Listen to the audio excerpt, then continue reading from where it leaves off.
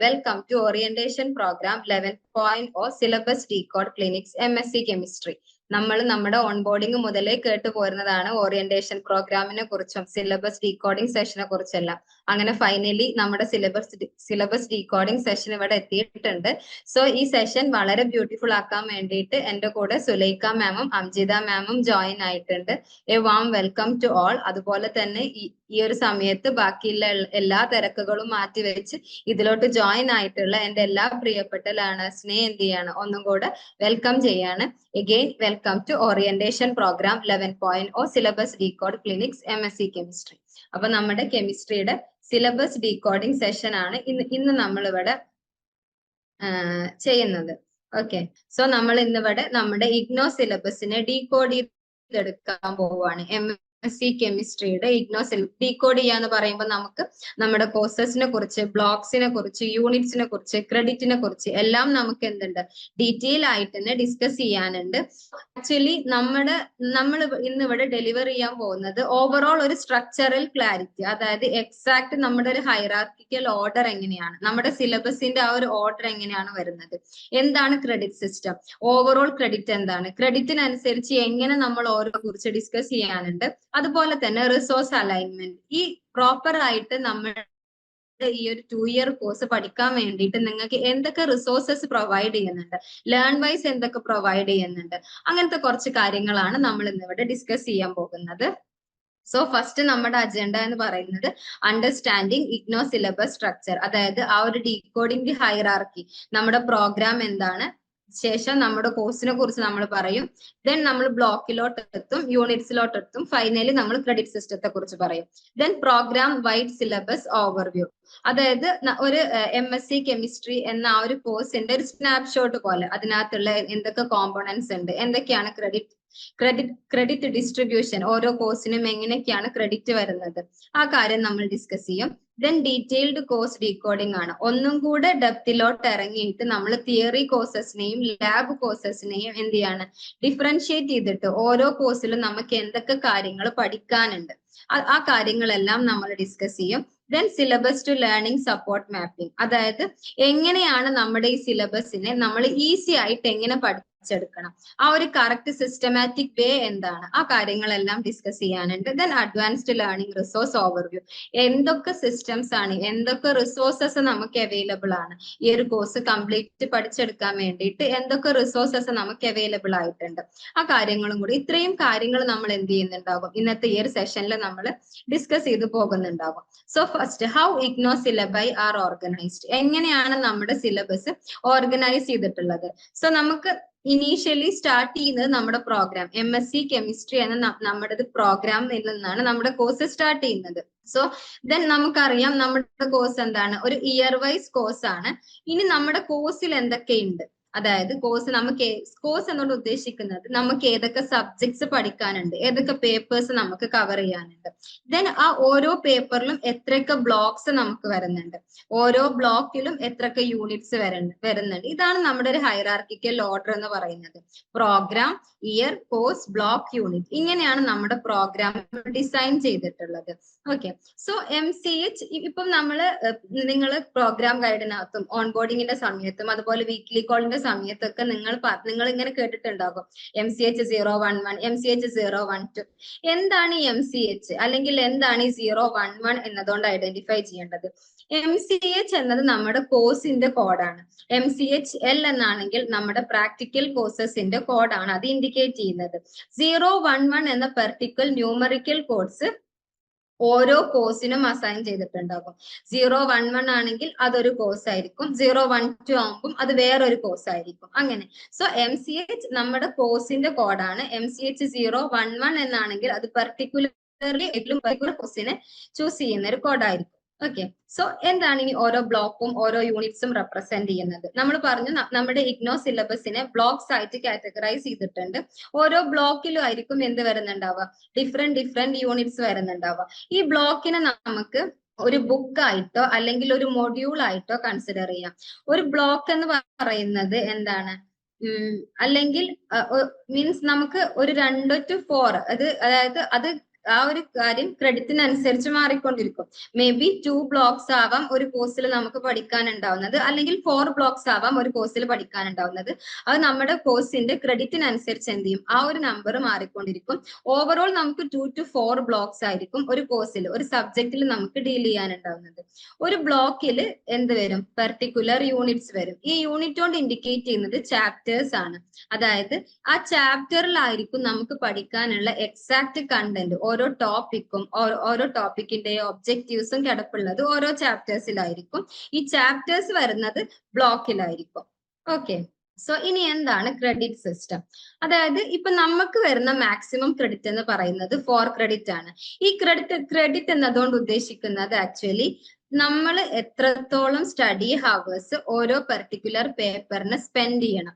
ആ study hour എന്ന് പറയുമ്പോൾ അതിനകത്ത് എല്ലാം ഉൾക്കൊള്ളും. നമ്മൾ പഠിക്കുന്ന സമയം, നമ്മൾ റെക്കോർഡഡ് ക്ലാസ്സസ് ഒക്കെ കാണുന്ന സമയം, ലെക്ചർ നോട്ട് പ്രിപ്പയർ ചെയ്യുന്ന സമയം, അങ്ങനെ ഫൈനലി നമ്മൾ എക്സാം എഴുതുന്നത് വരെ എത്ര ടൈം ഒരു കോഴ്സിന് എടുക്കുന്നുണ്ട്, അതാണ് ക്രെഡിറ്റ് കൊണ്ട് ഉദ്ദേശിക്കുന്നത്. സോ 1 ക്രെഡിറ്റ് എന്ന് വെച്ചാൽ 30 സ്റ്റഡി ഹവേഴ്സ് ആണ്. സോ 4 ക്രെഡിറ്റ് എന്ന് പറയുമ്പം 4 into 30 120 സ്റ്റഡി ഹവേഴ്സ് ആയിരിക്കും.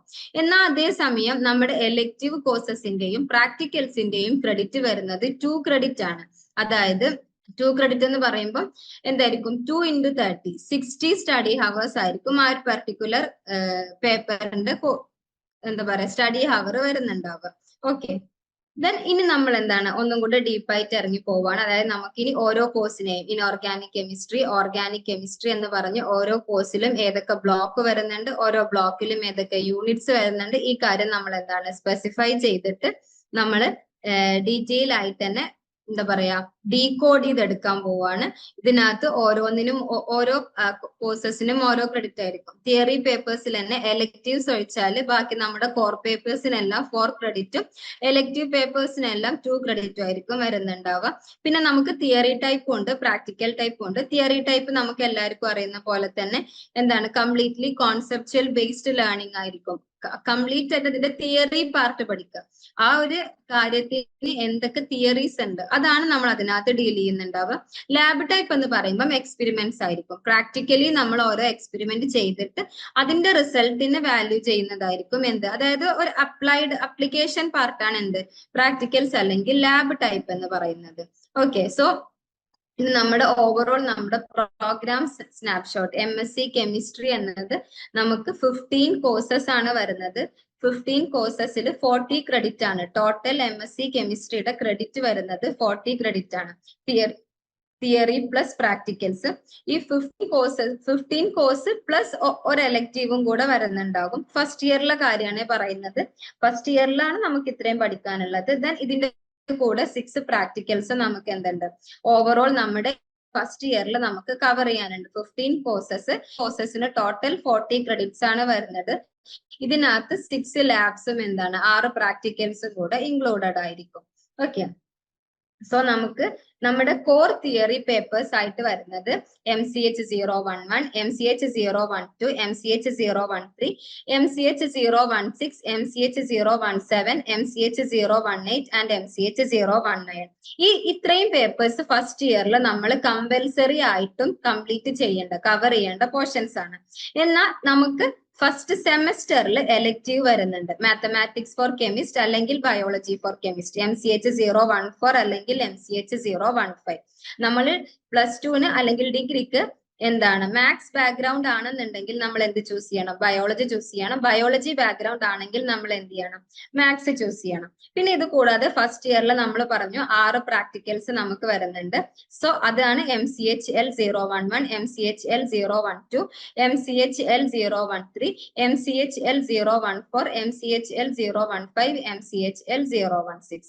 ഓവറോൾ ഇത്രയും കാര്യത്തിന്റെ ഇത്ര കമ്പൽസറി ആയിട്ടുള്ള തിയറി പേപ്പേഴ്സിന്റെ, പ്രാക്ടിക്കൽസിന്റെ, എലക്റ്റീവ് പേപ്പേഴ്സിന്റെ ഇത്രയും പേപ്പേഴ്സിന്റെ സിലബസിനെയാണ് നമ്മൾ ഇനി ഇവിടെ എന്ത് ചെയ്യുന്നത്, ഡീകോഡ് ചെയ്തെടുക്കാൻ പോകുന്നത്. ഓക്കെ, സോ നമ്മൾ സ്റ്റാർട്ട് ചെയ്യാണ്. നമുക്ക് ഫസ്റ്റ് ഇയറിൽ വരുന്നത്, ഫസ്റ്റ് ഇയറിൽ നമുക്ക് MCH 011 ഇൻഓർഗാനിക് കെമിസ്ട്രി വരുന്നുണ്ട്. ഇൻഓർഗാനിക് കെമിസ്ട്രി 1 അതൊരു തിയറി പേപ്പർ ആണ്, ഒരു 4 ക്രെഡിറ്റ് പേപ്പർ ആണ്. MCH 012 stereo chemistry and reactive intermediates theory paper, a 4 credit paper. Doubt ചോദിച്ചിട്ടുണ്ടല്ലോ, മാത്സ് ബേസ് ഉള്ളവർ ബയോളജി തന്നെ ചൂസ് ചെയ്യണമെന്നുണ്ടോ? അങ്ങനെയാണ് യൂണിവേഴ്സിറ്റി വെക്കുന്ന ക്രൈറ്റീരിയ, അങ്ങനെയാണ്. ഇൻ കേസ് ഇനിയിപ്പം ആറ് ഓൾറെഡി ചൂസ് ചെയ്തിട്ടുണ്ട് എന്നുണ്ടെങ്കിൽ വലിയ ഇഷ്യൂസ് ഒന്നും ഉണ്ടാവില്ല എന്ന് തന്നെ നമുക്ക് പ്രതീക്ഷിക്കാം. ഓക്കെ, സോ നമുക്ക് ഫസ്റ്റ് ഇയറിൽ ഇൻഓർഗാനിക് കെമിസ്ട്രി 1 തിയറി പേപ്പർ ആണ്, 4 ക്രെഡിറ്റ് പേപ്പർ ആണ്. MCH 012 stereo chemistry and reactive intermediates, again theory paper, 4 credit paper. MCH 013 general physical chemistry theory paper ആണ്, 4 ക്രെഡിറ്റ് പേപ്പർ തന്നെയാണ്. MCH 014 mathematics four chemist theory paper ആണ്, 2 credit paper ആണ്. Elective paper ആണ്, അത് മാത്സിലോ ബയോളജിയിലോ ഏതെങ്കിലും ഒന്ന് നമ്മൾ ചൂസ് ചെയ്യണം. MCH 015 biology for chemist theory paper, 2 credit paper. MCH 016 inorganic chemistry 2 theory paper, 4 credit paper. MCH 017 organic chemistry theory paper, again 4 credit paper ആണ്. MCH 018 quantum chemistry and group theory paper ആണ്, ഒരു 4 credit paper ആണ്. MCH 019 green chemistry theory paper ആണ്, 2 credit paper ആണ്. ഇത്രയും courses, ഇത്രയും theory papers എന്ത് ചെയ്യാനുണ്ട്, നമുക്ക് ഫസ്റ്റ് ഇയറിൽ കംപ്ലീറ്റ് ചെയ്യാനുണ്ട്. ഇനി ഇത് കൂടാതെ 6 പ്രാക്ടിക്കൽസും വരുന്നുണ്ട്. അതാണ് MCHL 011 കെമിസ്ട്രി ലാബ് 1 2 ക്രെഡിറ്റ് ആണ്. പ്രാക്ടിക്കൽസിന്റെ എല്ലാം ക്രെഡിറ്റ് വരുന്നത് 2 ആയിരിക്കും. MCHL 012 chemistry lab 2 again 2 credit. MCHL 013 chemistry lab 3. MCHL 014 chemistry lab 4. MCHL 015 chemistry lab 5. MCHL 016 chemistry lab 6. ഇത്രയും പ്രാക്ടിക്കൽസ്. സോ 8 തിയറി പേപ്പേഴ്സും 6 പ്രാക്ടിക്കൽസും ആണ് നമുക്ക് ഫസ്റ്റ് ഇയറിൽ കംപ്ലീറ്റ് ചെയ്യാനുള്ളത്. ഓക്കെ, നമ്മൾ പറഞ്ഞു പ്രാക്ടിക്കൽസിന്റെ ഒരു പ്രാക്ടിക്കലിന്റെ ക്രെഡിറ്റ് ആണ് 2 ക്രെഡിറ്റ്. സോ ടോട്ടൽ 6 into 2 12 ക്രെഡിറ്റ്സിന് എന്തുണ്ടാകും, നമുക്ക് പ്രാക്ടിക്കൽസ് വരുന്നുണ്ടാകും. ഓക്കെ, സോ ഇനി നമ്മുടെ ടോട്ടൽ ക്രെഡിറ്റിന് നമ്മൾ ബ്രേക്ക് ഡൗൺ ചെയ്താൽ മെജോറിറ്റി ഓഫ് പോർഷൻ, അതായത് മെയിൻ ആയിട്ട് നമുക്ക് പഠിക്കാനുള്ളത് തിയറി കോഴ്സ് തന്നെയാണ്. അതായത് നമ്മുടെ ഓവറോൾ കോഴ്സസിന്റെ 60% വരുന്നത് എന്താണ്, തിയറി പേപ്പേഴ്സ് തന്നെയാണ്. ബാക്കി 40% മാത്രമേ എന്തുള്ളൂ, എലക്റ്റീവും ലാബും ആയിട്ട് കിടക്കുന്നുള്ളൂ. ഓക്കെ, 6 കോഴ്സസ് ആണ് തിയറി പേപ്പറിൽ വരുന്നത്. അതിനകത്ത് 60% ടോട്ടൽ ക്രെഡിറ്റിന്റെ 60% തിയറിയും 40% പ്രാക്ടിക്കൽസ് ആൻഡ് എലക്റ്റീവ് ആയിരിക്കും. ഓക്കെ, ഇനി നമ്മൾ നമ്മുടെ കംപ്ലീറ്റ് പ്രോഗ്രാമിനെയും ഡീകോഡ് ചെയ്തെടുക്കാൻ പോവാണ്. സോ നമുക്ക് എന്തുണ്ട്, നമുക്ക് 9 തിയറി കോഴ്സസും 6 പ്രാക്ടിക്കൽസും ആണ് വരുന്നത്. ഈ 9 തിയറി എന്ന് കേൾക്കുമ്പോൾ കൺഫ്യൂസ്ഡ് ആവരുത്. ഇതിനകത്ത് 2 എലക്റ്റീവ്സ് വരുന്നുണ്ട്. കമ്പൽസറി ആയിട്ട് നമുക്ക് ഫസ്റ്റ് ഇയറിൽ 8 തിയറി പേപ്പറും 6 പ്രാക്ടിക്കൽസും ആയിരിക്കും ഉണ്ടാവുന്നത്. സോ ഇതിനെ നമ്മൾ എന്ത് ചെയ്യാണ്, ഇനി കംപ്ലീറ്റ് ആയിട്ട് ഡീകോഡ് ചെയ്യാൻ പോവാണ്. സോ നമ്മുടെ ഫസ്റ്റ് പേപ്പറായ MCH 011 inorganic chemistry 1. Inorganic chemistry ഒരു 4 ക്രെഡിറ്റ് പേപ്പർ ആണ്, കംപ്ലീറ്റ്ലി തിയറി പേപ്പർ ആണ്. 4 ബ്ലോക്ക് ആണ് ഇൻഓർഗാനിക് കെമിസ്ട്രിയിൽ വരുന്നത്. ഈ 4 ബ്ലോക്കിലും കൂടെ നമുക്ക് 15 യൂണിറ്റ്സ് കവർ ചെയ്യാനുണ്ട്. ഓക്കെ, സോ ഇൻഓർഗാനിക് കെമിസ്ട്രിയിലെ ബ്ലോക്ക് 1 എന്ന് പറയുന്നത് main group elements and transition elements ആണ്. Unit 1 general characteristics of main group elements. Unit 2 structure of molecules. Unit 3 phosphorus, nitrogen and nitrogen, sulphur, nitrogen compounds. അതായത് unit 1 നമ്മൾ വളരെ basic ആയിട്ടുള്ള കാര്യങ്ങളായിരിക്കും deal ചെയ്യുന്നുണ്ടാവുക. വളരെ ബേസിക് ആയിട്ടുള്ള electronic configuration, ionisation energy, electronegativity energy, atomic radii, ionic radii, ഇതിന്റെ ഒക്കെ trend എങ്ങനെയാണ്, എന്താണ് സ്ക്രീനിങ് എഫക്ട്, എന്താണ് ഷീൽഡിങ് എഫക്ട്, ഇങ്ങനത്തെ കുറച്ച് കാര്യങ്ങൾ തന്നെയാണ് നമുക്ക് എന്ത് ചെയ്യാനുള്ളത്, ഫസ്റ്റ് ബ്ലോക്കിൽ ഡീൽ ചെയ്യാനുള്ളത്. ഫസ്റ്റ് യൂണിറ്റില്. യൂണിറ്റ് 2 വരുമ്പം കുറച്ചും കൂടെ അഡ്വാൻസ്ഡ് ആയിട്ട് കുറച്ച് ഇൻഓർഗാനിക് മോളിക്യൂൾസിന്റെ സ്ട്രക്ചറും കാര്യങ്ങളും. സ്ട്രക്ചർ പഠിക്കുന്നതിന്റെ കൂടെ തന്നെ നമ്മൾ എന്ത് ചെയ്യുന്നുണ്ടാകും, അവയുടെ ഹൈബ്രിഡൈസേഷൻ, അതുപോലെ തന്നെ പ്രോപ്പർട്ടീസ്, ആ കാര്യങ്ങളും കൂടെ ആ ഒരു യൂണിറ്റിൽ കവർ ചെയ്യും. Then unit 3 completely based on phosphorus, nitrogen and sulphur, nitrogen കോമ്പൗണ്ട്സിന്റെ സിന്തസിസ്, സ്പെക്ട്രം, പ്രോപ്പർട്ടീസ്, ക്ലാസിഫിക്കേഷൻ, അതുപോലെ തന്നെ സൾഫർ, നൈട്രജൻ കോമ്പൗണ്ട്സിന്റെയും സിന്തസിസ്, പ്രോപ്പർട്ടീസ്, സ്ട്രക്ചർ, ഇങ്ങനത്തെ കാര്യങ്ങളായിരിക്കും യൂണിറ്റ് 3 ഡീൽ ചെയ്യുന്നുണ്ടാവുക. ഇനി ബ്ലോക്ക് 2 വരുമ്പം മെറ്റാലിക് കെമിസ്ട്രി ആണ്. ഓർഗാനോ മെറ്റാലിക് കെമിസ്ട്രി നമുക്ക് എല്ലാവർക്കും അറിയുന്ന പോലെ തന്നെ എന്താണ്, ഒരു കാർബണുമായിട്ട് എന്ത് ചെയ്യുന്നുണ്ടാകും, ഏതെങ്കിലും ഒരു ട്രാൻസിഷൻ മെറ്റൽ ബോണ്ടിങ്ങിൽ ബോണ്ടിങ് വരുന്നുണ്ടാകും. അങ്ങനത്തെ കോമ്പൗണ്ട്സിന്റെ സ്റ്റഡീസ് അതാണ് നമുക്ക് ബ്ലോക്ക് 2 മെയിൻ ആയിട്ടും വരുന്നത്. So unit 4 completely based on organometallic compounds, unit 5 metal carbonyls, unit 6 metal pi complexes 1, unit 7 metal pi complexes 2, unit 8 metal clusters, unit 9 metal clusters 2. So unit 4 എന്ന് പറയുമ്പോൾ complete ആയിട്ട് organo metallic compounds, അതായത് ഒരു കാർബണുമായിട്ട് ഏതെങ്കിലും ഒരു transition metal atom ബോണ്ടിങ്ങിൽ വന്നാൽ അപ്പം വരുന്ന പ്രോപ്പർട്ടീസ് എന്തൊക്കെയാണ്, അവരുടെ ക്ലാസിഫിക്കേഷൻ എന്താണ്, അവരുടെ സ്ട്രക്ചർ എങ്ങനെയൊക്കെ ആയിരിക്കും, ആ കാര്യങ്ങളാണ്. ദെൻ മെറ്റൽ കാർബോണിൽസ് ഒന്നും കൂടെ സ്പെസിഫൈ ആയിട്ട് CO ഗ്രൂപ്പ് ലിഗാൻഡ് ആയിട്ട് വരുമ്പോൾ മെറ്റലുമായിട്ട് ബോണ്ടിങ്ങിൽ വരുമ്പോഴുള്ള കാര്യങ്ങൾ.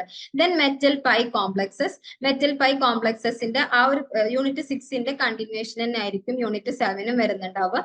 യൂണിറ്റ് 8 മെറ്റൽ ക്ലസ്റ്റേഴ്സ് ആണ്. ക്ലസ്റ്റേഴ്സ് എന്ന് പറയുമ്പോൾ കുറച്ചധികം എന്താണ് ട്രാൻസിഷൻ മെറ്റൽ കോംപ്ലക്സസ് വീണ്ടും ലിങ്കേജ് ചെയ്യാം. ട്രാൻസിഷൻ മെറ്റൽ കോംപ്ലക്സസ് വീണ്ടും ലിങ്കേജിൽ ഏർപ്പെടുമ്പോൾ അവിടെ വരുന്ന പ്രോപ്പർട്ടീസ്, അവരുടെ സ്ട്രക്ചേഴ്സ്, അങ്ങനത്തെ കാര്യങ്ങളായിരിക്കും യൂണിറ്റ് 8 ഡീൽ ചെയ്യുന്നുണ്ടാവുക. ആ യൂണിറ്റ് 8ന്റെ റിയാക്ഷൻസും കാര്യങ്ങളും അങ്ങനെ ഒരു കണ്ടിന്യൂഷൻ പാർട്ട് ആയിരിക്കും യൂണിറ്റ് 9 നമുക്ക് വരുന്നുണ്ടാവുക. ഓക്കെ. സോ ഇനി unit block 3 crystal field stabilization energy. Block 3 നമുക്ക് 2 യൂണിറ്റ്സ് ആണ് വരുന്നത്. Unit 10 crystal field theory, unit 11 application and limitations of crystal field theory, CFT. Crystal field തിയറിയുടെ കംപ്ലീറ്റ് ആയിട്ട് ബേസ് മുതൽ അതിന്റെ ലിമിറ്റേഷൻസ് വരെ നമ്മൾ എന്ത് ചെയ്യും, യൂണിറ്റ് 10 നമ്മൾ കവർ ചെയ്യും. ദെൻ അതിന്റെ ആപ്ലിക്കേഷൻസും ലിമിറ്റേഷൻസും കുറച്ചധികം ഡീപ്പായിട്ട് ജസ്റ്റ് യൂണിറ്റ് 10 നമ്മൾ ഓരോ പോയിന്റ് വൈസ് ഇതൊക്കെയാണ് അതിന്റെ ആപ്ലിക്കേഷൻ, ഇതൊക്കെയാണ് അതിന്റെ ലിമിറ്റേഷൻ എന്ന് പഠിച്ചു വെക്കും. യൂണിറ്റ് 11 അതിന്റെ കണ്ടിന്യൂഷൻ പോലെ ഡീറ്റെയിൽഡ് ആയിട്ട് എന്തുകൊണ്ട് ക്രിസ്റ്റൽ ഫീൽഡ് തിയറി നമുക്ക് ഇന്ന ഏരിയാസിൽ അപ്ലൈ ചെയ്യാൻ പറ്റുന്നു, എന്തുകൊണ്ട് അതിന് ചില ഭാഗങ്ങളിൽ മെറ്റൽ കോംപ്ലക്സസിനെ കുറിച്ചാണ്. Unit 12 basics of chemistry, unit 13 metal complexes magnetism, unit 14 electronic spectra, unit 15 charge transfer spectrum.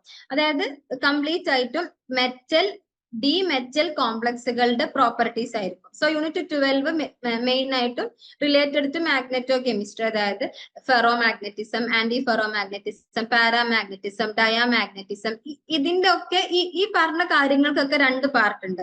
ഒരു ഫിസിക്കൽ പാർട്ട് ഉണ്ടാകും, ഒരു കെമിക്കൽ പാർട്ട് ഉണ്ടാവും. നമുക്ക് പഠിക്കാനുള്ളത് കംപ്ലീറ്റ് ആയിട്ടും അതിന്റെ കെമിക്കൽ പാർട്ട് ആയിരിക്കും. അതായത് പാരാമാഗ്നറ്റിസത്തിൽ എങ്ങനെയായിരിക്കും ഇലക്ട്രോൺസിന്റെ പെയറിങ്, അവിടെ പെയർഡ് ആണോ അൺപെയർഡ് ആണോ, അല്ലെങ്കിൽ അവിടുത്തെ crystal field stabilization energy increase ആവുമ്പോഴാണോ കുറവാകുമ്പോഴാണോ പെയറിംഗ് നടക്കുന്നത്, അങ്ങനത്തെ കുറച്ച് കാര്യങ്ങളായിരിക്കും യൂണിറ്റ് 12 വരുന്നത്.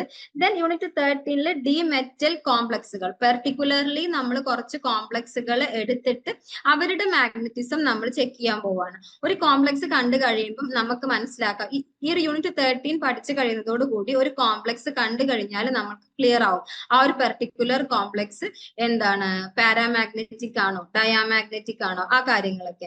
യൂണിറ്റ് 14 വരുമ്പോൾ ഇലക്ട്രോണിക് സ്പെക്ട്രയാണ്. നമ്മൾ യൂണിറ്റ് 13 മെറ്റൽ കോംപ്ലക്സുകളെ കുറിച്ച് ഡീൽ ചെയ്തു. ദെൻ യൂണിറ്റ് 14 അവരുടെ സ്പെക്ട്രം എങ്ങനെ വരും, അവരുടെ സ്പെക്ട്രം അവർക്ക് എവിടെ ഷിഫ്റ്റ് വരും, എവിടേക്ക് കെമിക്കൽ ഷിഫ്റ്റ് വരും, അങ്ങനെ എന്തൊക്കെയാണ് അവരുടെ സെന്റിമീറ്റർ ഇൻവേഴ്സ് വാല്യൂ എത്രയൊക്കെ ആയിരിക്കും, ആ കാര്യങ്ങളൊക്കെ അതിനകത്ത് ഡീൽ ചെയ്യും. Then unit 15 charge transfer spectrum ആണ്. അതിനകത്ത് ഡീൽ ചെയ്യുന്നത് മെയിൻ ആയിട്ട് 2 type of charge transfer spectras ആണ്. Ligand to metal charge transfer spectra, metal to ligand charge transfer spectrum. അതിനെ കുറിച്ചായിരിക്കും യൂണിറ്റ് 15 നമുക്ക് പഠിക്കാനുണ്ടാവുക. ഓക്കെ. ദെൻ നമ്മൾ MCH 012 stereo chemistry and intermediates organic കെമിസ്ട്രിയുടെ ഒരു പേപ്പറാണ്.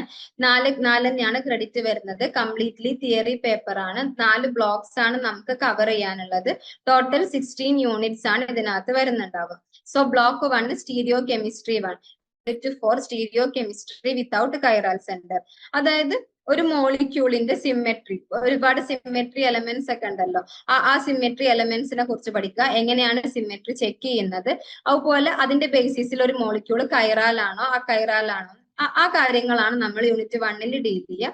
യൂണിറ്റ് 2 കംപ്ലീറ്റ്ലി സ്റ്റീരിയോ ഐസോമറൈസ് ആയിരിക്കും. അതായത് അവരുടെ സ്പേഷ്യൽ അറേഞ്ച്മെന്റ്സ് എങ്ങനെയായിരിക്കും ആ കാര്യങ്ങൾ ഡീൽ ചെയ്യും. യൂണിറ്റ് 13 സ്പെസിഫിക് ആയിട്ട് 6 മെമ്പേർഡ് റിംഗ്സിനെ കുറിച്ചാണ്. 6 മെമ്പേർഡ് റിംഗിന് തന്നെ 2 ടൈപ്പ് ഓഫ് കൺഫർമേഷൻസ് ഉണ്ട്. ചെയർ കൺഫർമേഷനും ബോർഡ് കൺഫർമേഷനും. അങ്ങനെ അതിന്റെ സ്റ്റെബിലിറ്റി എങ്ങനെയാണ്, എവിടൊക്കെ അതുപോലെ 1,3 ഡയാക്സിയൽ ഇന്ററാക്ഷൻസ്, അങ്ങനത്തെ കുറച്ച് കാര്യങ്ങളൊക്കെ ഉണ്ടല്ലോ. അതാണ് യൂണിറ്റ് 3 നമുക്ക് ഡീൽ ചെയ്യാനുണ്ടാവുക. യൂണിറ്റ് 4 വരുമ്പം stereochemistry without chiral centre. Chiral centre ഇല്ലാത്ത മോളിക്യൂൾസിന്റെ സ്പേഷ്യൽ അറേഞ്ച്മെന്റ്സ് എങ്ങനെയായിരിക്കും ആ കാര്യമായിരിക്കും. ഇനി block 2 stereochemistry 2, unit 5 configuration and its correlation, unit 6 topicity and prostereoisomerism, unit 7 asymmetric induction, unit 8 molecular dissymmetry. ഈ ഒരു ബ്ലോക്കിൽ മെയിൻ ആയിട്ടും കോൺഫിഗറേഷൻസിനെ കുറിച്ച്, different types of configurations, cis, trans, അങ്ങനെ ഒരുപാട് കോൺഫിഗറേഷൻസ് ഉണ്ടല്ലോ, അതിനെ കുറിച്ചെല്ലാം യൂണിറ്റ് 5 ഡീൽ ചെയ്യും. ദെൻ യൂണിറ്റ് 6 ടോപ്പിസിറ്റി ആണ്, അതായത് ഇനാൻഷോ ടോപ്പിക് ആണോ ഡയാസ്റ്റീരിയോ ടോപ്പിക് ആണോ, എങ്ങനെ ഒരു മോളിക്യൂൾ ഇനാൻഷോ ടോപ്പിക് ആണോ ഡയാസ്റ്റീരിയോ ടോപ്പിക് ആണോ തിരിച്ചറിയാൻ പറ്റും, അങ്ങനത്തെ കുറച്ച് കാര്യങ്ങളായിരിക്കും. ദെൻ യൂണിറ്റ് 7 അസിമെട്രിക് ഇൻഡക്ഷനും യൂണിറ്റ് 8 മോളിക്കുലാർ ഡൈസിമെട്രിയും. അതായത് ഒരു മോളിക്യൂളിൽ തന്നെ 2 ടൈപ്സ് ഓഫ് സിമെട്രി കാണിക്കുന്ന മോളിക്യൂൾസ് ഉണ്ടാവുമല്ലോ, അങ്ങനത്തെ കുറച്ച് മോളിക്യൂൾസിനെ കുറിച്ചൊക്കെ. Then block 3 reactive intermediates 1. So യൂണിറ്റിന് നമ്മൾ ഈ ഫസ്റ്റ് 2 ബ്ലോക്കിലും ഈ ഒരു പേപ്പറിന്റെ ഫസ്റ്റ് പാർട്ട് കവർ ചെയ്യും, സ്റ്റീരിയോ കെമിസ്ട്രി എന്ന പാർട്ട് കവർ ചെയ്യും. ദെൻ പിന്നീട് വരുന്ന ബ്ലോക്ക് 3 ബ്ലോക്ക് 4 ഈ ഒരു കോഴ്സിന്റെ സെക്കൻഡ് പാർട്ടാണ് കവർ ചെയ്യുന്നത്, ഇന്റർമീഡിയേറ്റ്സ് എന്ന സെക്കൻഡ് പാർട്ട്. സോ ബ്ലോക്ക് 3 വരുന്നത് organic reaction mechanism, unit 10 carbo cations structural aspect, unit 11 carbo cations rearrangement, unit 12 കാർബാനയോൺസ്. അതായത് ഫസ്റ്റ് ഇതിന്റെ ഏറ്റവും ബേസ് ആയിട്ടുള്ള മീൻസ് ഒരു ഓർഗാനിക് റിയാക്ഷൻസിലാണല്ലോ റിയാക്റ്റീവ് ഇന്റർമീഡിയേറ്റിന്റെ പ്രസക്തി വരുന്നത്. സോ ആ ഓർഗാനിക് റിയാക്ഷനിലെ മെക്കാനിസത്തെ കുറിച്ച്, എവിടേക്ക് ഇന്റർമീഡിയറ്റ് ഫോം ചെയ്യും, SN1 മെക്കാനിസം, SN2 മെക്കാനിസം എന്നൊക്കെ നിങ്ങൾ കേട്ടിട്ടുണ്ടാവും. അതിനെ കുറിച്ചാണ് യൂണിറ്റ് 9 ഡീൽ ചെയ്യുന്നുണ്ടാവുക. Unit 10 completely related to the intermediates, carbocation എന്ന പെർട്ടിക്കുലർ ഇന്റർമീഡിയറ്റിന്റെ സ്ട്രക്ചറൽ ആസ്പെക്ട് എന്തൊക്കെയാണ്, അവരുടെ സ്റ്റെബിലിറ്റി എന്തൊക്കെയാണ്, സ്റ്റെബിലിറ്റിക്ക് ഫേവർ ചെയ്യുന്ന ഫാക്ടേഴ്സ് ഏതൊക്കെയാണ്, അങ്ങനത്തെ കാര്യങ്ങൾ. യൂണിറ്റ് 11 കാർബോ കാറ്റയോൺസിന്റെ റീഅറേഞ്ച്മെന്റ് റിയാക്ഷൻസിനെ കുറിച്ച്. യൂണിറ്റ് 12 കാർബാനയോൺസ് സ്റ്റാർട്ട് ചെയ്യും. ദെൻ ബ്ലോക്ക് 4 റിയാക്റ്റീവ് ഇന്റർമീഡിയറ്റ്സ് 2 ആണ്. Unit 13 free radicals as intermediates, unit 14 carbenes as intermediate, unit 15 nitrenes as intermediate, unit 16 arynes as intermediate. അതായത് ഓരോ ടൈപ്പ് ഓഫ് ഇന്റർമീഡിയറ്റ്സ് വരുമ്പോഴുള്ള റിയാക്ഷൻസ്, അവിടുത്തെ മെക്കാനിസം, ഫ്രീ റാഡിക്കൽ വരുമ്പോൾ intermediate ആയിട്ട് വരുമ്പോഴുള്ള reaction mechanism എങ്ങനെ, carbenes intermediate ആവുമ്പോഴുള്ള റിയാക്ഷൻ മെക്കാനിസം എങ്ങനെ, നൈട്രീൻസ് ആവുമ്പം എങ്ങനെ, അറൈൻസ് ആവുമ്പം എങ്ങനെ, ആ കാര്യങ്ങളാണ് നമ്മൾ ബ്ലോക്ക് 4 ഡീൽ ചെയ്യുന്നുണ്ടാവുക. ഓക്കെ, ഇനി MCH 013 ജനറൽ ഫിസിക്കൽ കെമിസ്ട്രി ഒരു 4 ക്രെഡിറ്റ് പേപ്പർ ആണ്, തിയറി ടൈപ്പ് പേപ്പർ ആണ്. 4 ബ്ലോക്ക് തന്നെയാണ് ഇതിനകത്ത് നമുക്ക് ഡീൽ ചെയ്യാനുള്ളത്. ടോട്ടൽ 16 യൂണിറ്റ്സ് വരുന്നുണ്ട്. സോ ബ്ലോക്ക് 1 തെർമോഡൈനാമിക്സ് ആണ്. ആ പേര് ഇൻഡിക്കേറ്റ് ചെയ്യുന്ന പോലെ തന്നെ തെർമോ തന്നെയാണ് നമുക്ക് അതിനകത്ത് പഠിക്കാനുള്ളത്. First law, second law, third law ഒക്കെ വരുന്നുണ്ട്. യൂണിറ്റ് 1 വരുന്നത് Gibbs introduction to statistical thermodynamics 4, അതായത് ഗിബ്സ് ഹെൽമോൾസ് ഫംഗ്ഷൻസിനെ കുറിച്ച്, അതിനകത്ത് ഇമ്പോർട്ടന്റ് ആയിട്ടുള്ള ഗിബ്സ് ഹെൽമോൾസ് ഇക്വേഷന്റെ ഡെറിവേഷൻസും കാര്യങ്ങളും എല്ലാം വരുന്നുണ്ട്. കംപ്ലീറ്റ്ലി ഫിസിക്കൽ പൊതുവെ ഒരുപാട് ഡെറിവേഷൻസും പ്രോബ്ലംസും വരുന്ന ഒരു പേപ്പർ ആയിരിക്കും. നമുക്ക് പ്രോബ്ലമാറ്റിക് പേപ്പർ ആയിട്ട് ഫസ്റ്റ് ഇയറിൽ ഫിസിക്കൽ കെമിസ്ട്രിയും ക്വാണ്ടം കെമിസ്ട്രിയും ഉള്ളൂ. സോ അതെന്താണെങ്കിലും നമ്മൾ പ്രോബ്ലംസ് എക്സ്പെക്ട് ചെയ്യണം. Unit 2 system of variable combinations, വാരിയബിൾസിനെ കുറിച്ച്, വാരിയബിൾ സിസ്റ്റം, സ്റ്റാറ്റിസ്റ്റിക്കൽ തെർമോഡൈനാമിക്സിലോട്ട് വേണ്ട ഒരു ഇൻട്രൊഡക്ഷൻ പാർട്ട് ആയിരിക്കും യൂണിറ്റ് 2 എന്ന് പറയുന്നത്. Then unit 3 statistical thermodynamics start ചെയ്യും. അതിന്റെ കണ്ടിന്യൂവേഷൻ തന്നെ യൂണിറ്റ് 4 വരും. Block 2 solid states and rates ആണ്. Unit 5 fundamentals of solid state, unit 6 crystal symmetry, unit 7 collision and transition state theories, unit 8 theory of unimolecular reactions. അതായത് unit overall നമുക്ക് initially start ചെയ്യുന്നത് സോളിഡ്സിനെ കുറിച്ചുള്ള സോളിഡ്സിന്റെ കുറച്ച് സ്ട്രക്ചറൽ ആസ്പെക്റ്റും, improper solids, proper solids, regular arrangement, irregular arrangement, order എങ്ങനെയാണ്, അങ്ങനത്തെ കുറച്ച് കാര്യങ്ങളൊക്കെ വെച്ച് സ്റ്റാർട്ട് ചെയ്ത് പിന്നെ നമ്മൾ ക്രിസ്റ്റൽ സിമെട്രിയിലോട്ട് വരും. BCC, FCC, HCP അങ്ങനത്തെ ക്രിസ്റ്റൽ സ്ട്രക്ചേഴ്സിലോട്ട് വരും. ദെൻ കൊളീഷൻ തിയറിയെ കുറിച്ചാണ്. കൊളീഷൻ തിയറിയിൽ അതിന്റെ ഡെറിവേഷൻസും പ്രോബ്ലംസും എല്ലാം വരുന്നുണ്ട്. ഫൈനലി യൂണിമോളിക്കുലർ റിയാക്ഷൻസിനെ കുറിച്ചും പഠിക്കും. ഇനി ബ്ലോക്ക് 3ലോട്ട് വരുമ്പം kinetics and catalysis, unit 9 kinetics of reactions in solution, unit 10 kinetics of fast reactions, unit 11 catalysis, unit 12 kinetics of enzyme reaction. Kinetics എന്ന് പറയുമ്പോൾ ആ ഒരു പെർട്ടിക്കുലർ റിയാക്ഷന്റെ റേറ്റ് എങ്ങനെയാണ്, റേറ്റിനെ ഡിപ്പെൻഡ് ചെയ്യുന്ന ഫാക്ടേഴ്സ് എങ്ങനെയായിരിക്കും, ഒരു സൊല്യൂഷനിൽ നടക്കുന്ന റിയാക്ഷന്റെ കൈനറ്റിക്സ് എങ്ങനെയാണ്, അതിന്റെ കൈനറ്റിക് ഇക്വേഷൻ എങ്ങനെയായിരിക്കും, ആ കാര്യങ്ങളാണ് യൂണിറ്റ് 9. ദെൻ ഫാസ്റ്റ് റിയാക്ഷൻസിന്റെ കൈനറ്റിക്സിനെ കുറിച്ച് യൂണിറ്റ് 10 പഠിക്കും. കറ്റാലിസിസിനെ കുറിച്ച്, കറ്റാലിസിസ് ഒരു ബ്രോഡ് ഏരിയ ആണ്, അതിനകത്ത് ഒരുപാട് മെക്കാനിസം കാര്യങ്ങളും എല്ലാം വരുന്നുണ്ട്. Then enzyme reaction, enzymes particularly വരുമ്പോൾ ഒബീവിയസ് ആയിട്ടും അവിടുത്തെ റിയാക്ഷന് ചേഞ്ച്, ആബ്സെൻസ് ഓഫ് എൻസൈമിൽ നടക്കുന്ന പോലെ ആവില്ല ഒരു reaction in the presence of എൻസൈമിൽ നടക്കുന്നത്. സോ ഒബീവിയസ് ആയിട്ട് അവിടുത്തെ കൈനറ്റിക്സിലും ചേഞ്ച് ഉണ്ടാകും. ആ കാര്യങ്ങൾ നമ്മൾ യൂണിറ്റ് 12 പഠിക്കും. ഓക്കെ. ദെൻ ബ്ലോക്ക് 4 ഇലക്ട്രോകെമിസ്ട്രി ആണ്. Unit 13 debye-Hückel theory 1, unit 14 debye-Hückel theory 2, unit 15 transport phenomena 1, unit 16 transport phenomena 2. ഓരോ യൂണിറ്റ്സും കണക്റ്റഡ് ആണ്. ഇതിനകത്തെല്ലാം ഡിബൈ-ഹക്കൽ തിയറിയുടെ ഡെറിവേഷൻസും പ്രോബ്ലംസും എല്ലാം വരുന്നുണ്ട്. Transport phenomena completely based on conceptual unit ആയിരിക്കും. ബട്ട് ഡിബൈ-ഹക്കൽ തിയറി കുറച്ചധികം പ്രോബ്ലംസും കാര്യങ്ങളും എല്ലാം വരുന്നൊരു യൂണിറ്റ് ആണ്. ഓക്കെ. ഇനി നമ്മുടെ എലക്ടീവ് കോഴ്സ് ആയിട്ടുള്ള MCH 014ന്റെയും MCH 015ന്റെയും MCH 014 mathematics four chemist 2 credit paper ആണ്. സോ അതിനകത്ത് വരുന്നത് മീൻസ് കംപ്ലീറ്റ്ലി ഒരു കെമിസ്ട്രിക്ക് വേണ്ട മാത്സ് ആയിരിക്കും നമ്മൾ പഠിക്കുന്നുണ്ടാവുക, അല്ലെങ്കിൽ കെമിസ്ട്രിയിൽ വേണ്ട ബയോളജി ആയിരിക്കും നമ്മൾ പഠിക്കുന്നുണ്ടാവുക. So block 1 functions and algebra, sets and graph functions, elementary algebra, unit 3 vectors, unit 4 differential calculus, unit 5 application of differential calculus. ഇതിലൊക്കെ എന്ത് കെമിസ്ട്രി എന്നൊരു ഡൗട്ട് ഉണ്ടാകും.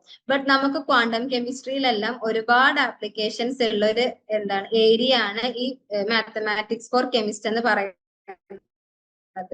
സെറ്റ്, ഓരോ സെറ്റിന്റെയും graph, union, intercept, complement, De Morgan's law, അങ്ങനത്തെ കുറച്ച് കാര്യങ്ങളാണ് യൂണിറ്റ് 1 ഡീൽ ചെയ്യുന്നത്. യൂണിറ്റ് 2 എലമെന്ററി ആൾജിബ്ര, ബേസിക് ആയിട്ടുള്ള കുറച്ച് ആൾജിബ്രായിക് ഇക്വേഷൻസും അതിന്റെ സൊല്യൂഷനും എങ്ങനെയാണ് അത്. യൂണിറ്റ് 30 വെക്ടേഴ്സ്, വെക്ടേഴ്സിന്റെ ക്രോസ് പ്രൊഡക്റ്റ്, ഡോട്ട് പ്രൊഡക്റ്റ്, അതെല്ലാം വരും. ദെൻ ഡിഫറൻഷ്യൽ കാൽക്കുലസ്, ഡിഫറൻഷ്യൽ ഇക്വേഷൻസ്, ദെൻ ഡിഫറൻഷ്യൽ d/dx ഡെറിവേറ്റീവ് കണ്ടുപിടിക്കൂലെ അത്. ദെൻ ഡെറിവേറ്റീവ് എവിടേക്കാണ് കെമിസ്ട്രിയിൽ നമ്മൾ അപ്ലൈ ചെയ്യുന്നത്. ദെൻ ബ്ലോക്ക് 2 ഇന്റഗ്രൽ കാൽക്കുലസ് ആണ്. ഇന്റഗ്രൽ കാൽക്കുലസ് എന്ന് പറയുമ്പോൾ integration. Unit 7 differential equations, unit 8 matrix algebra, unit 9 probability and distribution, unit 10 application of statistics. അതായത് ഇന്റഗ്രേഷൻ വരുന്നുണ്ട്, ഡിഫറൻസിയേഷൻ വരുന്നുണ്ട്. ദെൻ മെട്രിസസിനെ കുറിച്ച്, മെട്രിക്സ് മൾട്ടിപ്ലിക്കേഷൻ എങ്ങനെ, മെട്രിസസിന്റെ അഡീഷൻ എങ്ങനെ, മെട്രിസസിന്റെ പ്രോപ്പർട്ടീസ് എന്തൊക്കെയാണ്, അങ്ങനത്തെ കുറച്ച് കാര്യങ്ങൾ. ദെൻ പ്രോബബിലിറ്റിയെ കുറിച്ച്, പ്രോബബിലിറ്റിയും ഡിസ്ട്രിബ്യൂഷനും. ഫൈനലി ആപ്ലിക്കേഷൻ ടു സ്റ്റാറ്റിസ്റ്റിക്കൽ, അതായത് നമ്മുടെ കെമിസ്ട്രിയിലോട്ടുള്ള ഒരു ആപ്ലിക്കേഷൻ ആയിരിക്കും ഇവിടെ വരുന്നുണ്ടാവുക. ഇനി MCH 015 ബയോളജി ഫോർ കെമിസ്റ്റ് നോക്കുന്ന സമയത്ത് 2 ക്രെഡിറ്റ് പേപ്പർ ആണ്. Block 1 cells and biomolecules, unit 1 cell and cell organise, unit 2 carbohydrates and lipids, unit 3 proteins and nucleic acid, unit 4 intermediary metabolism. അതായത് സെല്ല്, സെൽ ഓർഗനൈസ്. ദെൻ കാർബോഹൈഡ്രേറ്റ്സിലോട്ട് വരുമ്പോൾ കാർബോഹൈഡ്രേറ്റിന്റെ structure, ലിപ്പിഡിന്റെ structure, പ്രോട്ടീൻസിന്റെ structure, nucleic ആസിഡ്സിന്റെ formation, എന്താണ് nucleic ആസിഡ്സിന്റെ base unit. Then ആ ഒരു മെറ്റബോളിസം, ഇന്റർമീഡിയറി മെറ്റബോളിസത്തെ കുറിച്ച് നമ്മൾ ഫൈനലി പഠിക്കും. Unit 2 metabolism and immune system, unit 5 വരുന്നത് metabolism of carbohydrates and lipids, metabolism of proteins and nucleic acids, unit 7 immune system, unit 8 genetics and molecular biology. അതായത് unit 1 നമ്മൾ ഇവരുടെ സ്ട്രക്ചറും പ്രോപ്പർട്ടീസും കാര്യങ്ങളും പഠിച്ചാൽ ബ്ലോക്ക് 2 നമ്മൾ ഡീൽ ചെയ്യുന്നത് ഓരോന്നിന്റെയും മെറ്റബോളിസം എന്ന് പറയുമ്പോൾ അതിൽ ബയോളജി പാർട്ടിനിലേറെ നമ്മൾ ഇമ്പോർട്ടൻസ് കൊടുക്കുന്നുണ്ടാവുക ആ മെറ്റബോളിസത്തിൽ നടക്കുന്ന കെമിക്കൽ ആസ്പെക്റ്റിനായിരിക്കും. ഓക്കെ. ദെൻ നമ്മുടെ സെക്കൻഡ് സെമസ്റ്ററിലെ പേപ്പർ ആണ് MCH 016 ഇൻഓർഗാനിക് കെമിസ്ട്രി 2. ഇതും ഒരു 4 ക്രെഡിറ്റ് പേപ്പർ ആണ്, ഒരു തിയറി പേപ്പർ ആണ്. 3 ബ്ലോക്സ് ആണ് വരുന്നത്. ടോട്ടൽ 13 യൂണിറ്റ്സ് ആണ് നമുക്ക് കവർ ചെയ്യാനുള്ളത്. Block 1 reaction mechanism means reaction mechanism of inorganic molecules. Unit 1 reaction mechanism in substitution reaction. Unit 2 reaction mechanism in substitution reactions 2. Unit 3 ligand substitution in square planar complexes. Unit 4 ligand substitution in octahedral complexes.